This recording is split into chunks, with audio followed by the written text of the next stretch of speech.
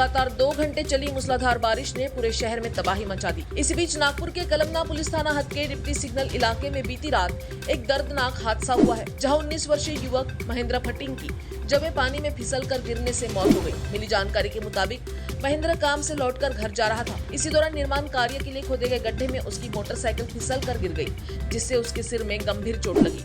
हादसे की जानकारी मिलते ही वहां मौजूद लोगों ने युवक को इलाज के लिए अस्पताल रवाना किया, जहां उस युवक को डॉक्टरों ने मृत घोषित कर दिया। वहीं इस दर्दनाक हादसे के बाद लोगों में काफी आक्रोश देखने को मिला, जहां इसकी सूचना मिलते ही कलमना पुलिस भी घटनास्थल पर पहुंच गई और मामले को संभालने की कोशिश करती दिखी। वहीं इस हादसे को लेकर अलग अलग बयान भी सामने आ रहे हैं, जिसमें वहां के रहवासियों ने प्रशासन द्वारा की गई लापरवाही की पोल खोल दी है।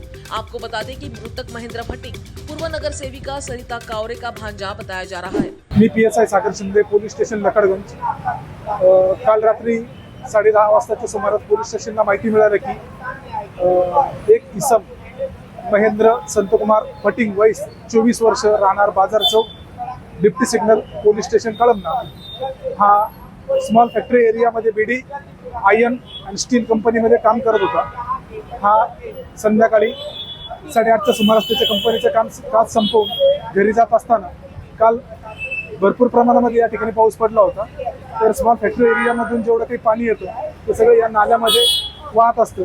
तर इथून पाण्याचा प्रवाह जास्त होता, तर त्याला गाडीचा अंदाज आला नाही। या खड्ड्यामध्ये त्याची गाडी स्लिप झाली आणि तो पडल्यावरती त्याच्या डोक्याला मार लागला व तो जागेवर बेशुद्ध झाला। त्याला त्याच्या नातेवाईकांनी मेयो हॉस्पिटलमध्ये दाखल केल्यानंतर तेथील डॉक्टरांनी तपासून त्याला मृत घोषित केले। त्यानंतर आपण संबंधित कॉन्ट्रॅक्टर जे आहेत, सुपरवायझर जे आहेत, रोडचे असो या निर्माणाधीन पुलाचे असो, यांच्यावरती BNS 105 नुसार गुन्हा दाखल केलेला आहे आणि नागरिकांच्या सुरक्षेसाठी बॅरिकेटिंग वगैरे व्यवस्था केली आहे।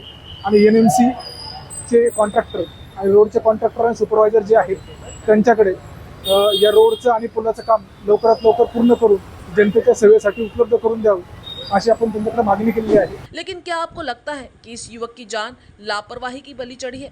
हमें कमेंट करके जरूर बताएं।